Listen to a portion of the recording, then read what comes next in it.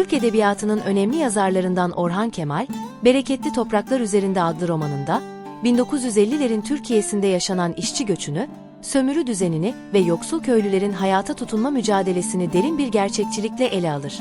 Roman, Anadolu'nun yoksul bir köyünden başlayan ve yolları Çukurova'nın kavurucu tarlalarına uzanan 3 genç işçinin hikayesini anlatır. İflahsızın Yusuf, Köse Hasan ve Pehlivan Ali.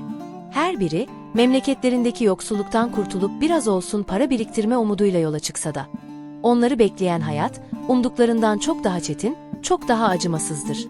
Yusuf, Hasan ve Ali. Bu 3 arkadaş, köyde neredeyse açlık sınırında yaşamaktadır. Toprak ağalarının baskısı, geçim sıkıntısı, işsiz güçsüz dolaşmak artık dayanılmaz bir hal almıştır. Gazetelerde ve radyoda sürekli Çukurova'da rekor pamuk hasadı. Bereketli topraklar üzerinde yeni zafer. Haberlerini duyan bu 3 arkadaş bir araya gelip karar verirler. Çukurova'ya gidilecek ve pamuk işçiliği, fabrika işi, akla ne gelirse yapılacaktır. Çünkü söylentilere göre orası para kazanılan bir yerdir. Bir giden bir daha geri dönmüyor. Demek ki gidenin hayatı kurtuluyor diye düşünürler. Çukurova'ya vardıklarında ilk şoku sıcakla karşılaştıklarında yaşarlar. Kavurucu güneş, rutubet, sinekler, pamuk tarlalarındaki ağır çalışma şartları 3 arkadaşın ilk şaşkınlıklarıdır.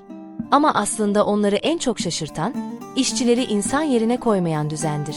İş bulmak zordur. Buldukları işlerde ise ücretler düşüktür. Çalışma saatleri belirsizdir. Çoğu zaman yevmiyeler eksik ödenir ya da hiç ödenmez. 3 arkadaş önce bir çavuşun emrinde pamuk toplamaya başlar. Günde 3 kuruş yevmiye alacaklardır. Ama gerçek hiç de öyle olmaz. Çavuş sık sık, yarın veririm, haftaya veririm diyerek ödemeleri geciktirir. Kavurucu güneş altında çalışan işçilerin çoğu hastalanır.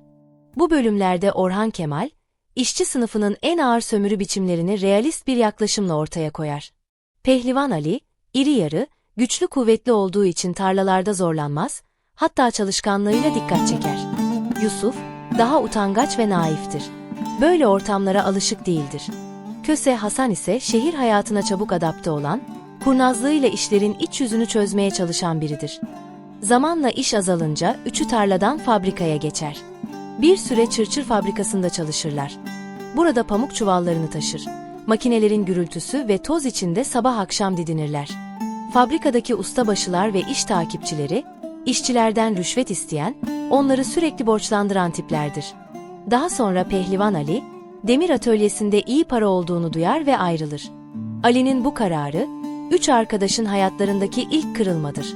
Çünkü Ali'nin atölyede çalışmaya başlaması, onu para kazanma hırsına ve şehirdeki tehlikelere ve ilişkilerine açık hale getirir. Romandaki en önemli yan hikayelerden biri, Pehlivan Ali ile Fatma arasındaki ilişkidir. Fatma, şehirde yaşayan, olgun, çekici ve Ali üzerinde güçlü bir etkisi olan bir kadındır. Ali, hem Fatma'dan hoşlanır hem de onunla olduğu için kendini şehirli hissetmeye başlar. İçindeki köylü saflığı ile şehir hayatının cazibesi arasında gidip gelir.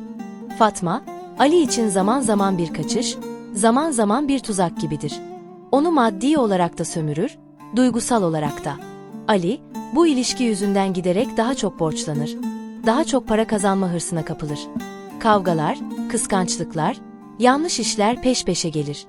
Pehlivan Ali'nin sonunu hazırlayan sürecin en büyük parçası Fatma ve onun yönlendirdiği şehir hayatıdır.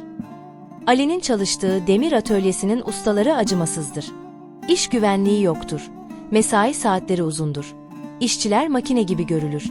Ali, ağır bir iş kazası geçirir. Kazanın nedeni tamamen iş yerinin ihmalleridir. Ali yüksekten düşer ve yere çakılır. Hastaneye götürülse de geç kalınmıştır. Omurgası kırılır, felç olur. Hastaneye kaldırırlar. Arkadaşlarından sadece Köse Hasan, Ali'yi bir kere ziyaret eder.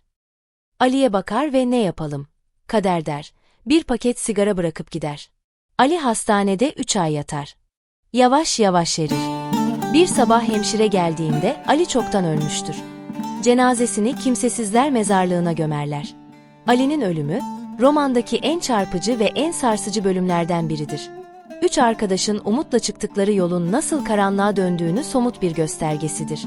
Yusuf ve Köse Hasan, Ali'nin ölümünden sonra derin bir sarsıntı yaşar. Onun mezarı başında toplanan işçiler, aslında kendi kaderlerini görürler.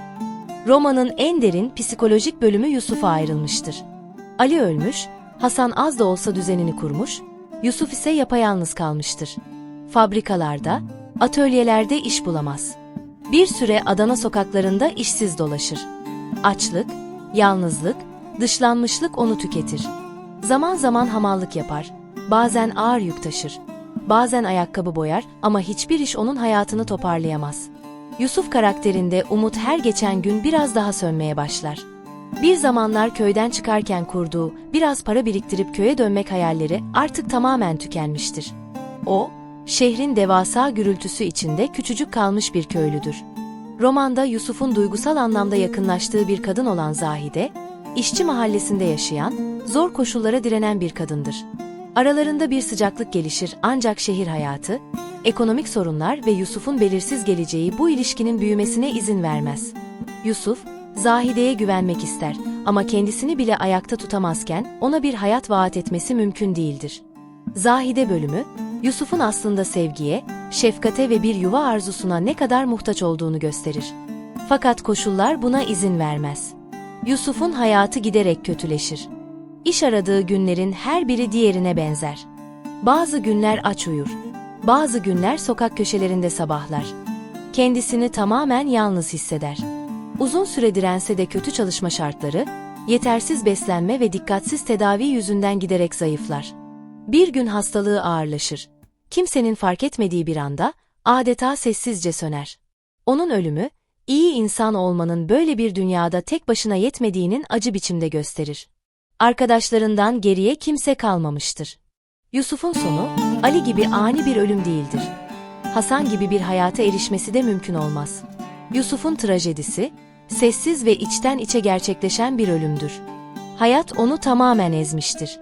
Bu ölüm, romanın finalinde, okuyucunun zihninde derin bir yoksulluk, çaresizlik ve sınıfsal adaletsizlik duygusu bırakır. Çukurova'nın sıcağında, pamuk tarlalarında başlayan yolculuk, üç arkadaş için çok farklı üç son hazırlar. Ali, ağır iş koşullarının, hastalığın ve sefaletin altında ezilir. Hem beden hem ruh olarak dayanamaz ve acı içinde hayata veda eder. Yusuf'un ölümü ise romanda ayrı bir trajedidir. Bu iki ölümden sonra geriye yalnızca Köse Hasan kalır. İlk başlarda en kurnaz, en hesapçı görünen Hasan, zamanla şehrin ağırlığı altında değişir. Adana'nın fabrika dumanı, pamuk tozu, açlık ve yoksulluk içinde geçen aylar, onu da derinden sarsar. Fakat diğer ikisinden farklı olarak, ayakta kalmayı başarır. Bir yanıyla uyanık, bir yanıyla korkak, para hesabını iyi bilen ama dostluğun kıymetini sonradan kavrayan biridir. Ali'nin ölümünü gördüğünde içi burkulur. Yusuf'un sessiz vedasında ise ilk kez gerçekten yalnız kaldığını anlar.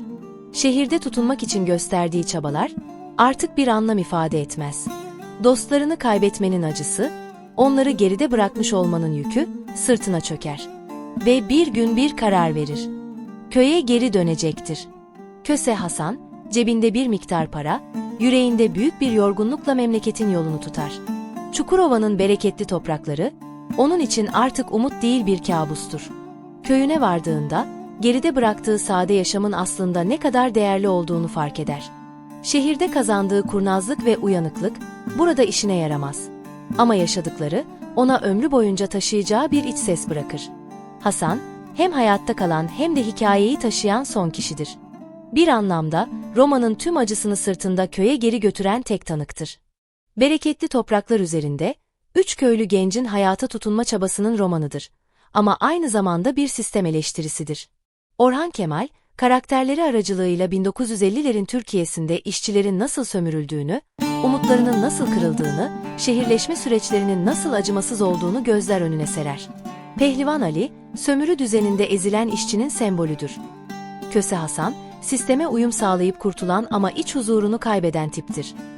Yusuf, umutları alınmış, yalnızlığa mahkum edilmiş köylünün temsilidir.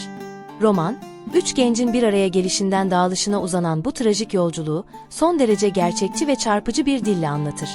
Çukurova'nın sıcağı, tarlaların tozu, fabrikaların gürültüsü, işçi mahallelerinin yoksulluğu tüm çıplaklığıyla karşımıza çıkar.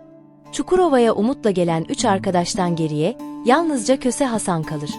Pehlivan Ali, demir atölyelerinin karanlığında iş kazasına kurban giderek can verir. Yusuf ise açlığın, hastalığın ve umutsuzluğun yavaş yavaş tükettiği bir hayata dayanamaz. Hasan, iki arkadaşının toprağa düştüğü bu acı yolculuğun sonunda köyüne geri döner. Fakat döndüğü köy artık eski köy değildir. Aslında değişen köy değil, ta kendisidir. Hayatta kalmış olsa da gençliğinin umutlarını, arkadaşlığın sıcaklığını ve şehirde yitip giden yıllarını bir daha geri bulamayacağını bilir. Bereketli topraklar üzerinde önce umut yeşermiş, sonra o umut birer birer toprağa gömülmüştür. Geriye ise sadece yoksulluğun ve alın terinin acı gerçeği kalmıştır. Üç arkadaşın hikayesi belki de hepimizin içindeki bir yaraya dokunuyor. Umudun peşinden gidip hayata yenilmek. Sizce bu romanın en vurucu yanı neydi? Yorumlarda buluşalım. Eğer bu anlatım hoşunuza gittiyse, bir sonraki roman önerinizi de yorumlara yazabilirsiniz.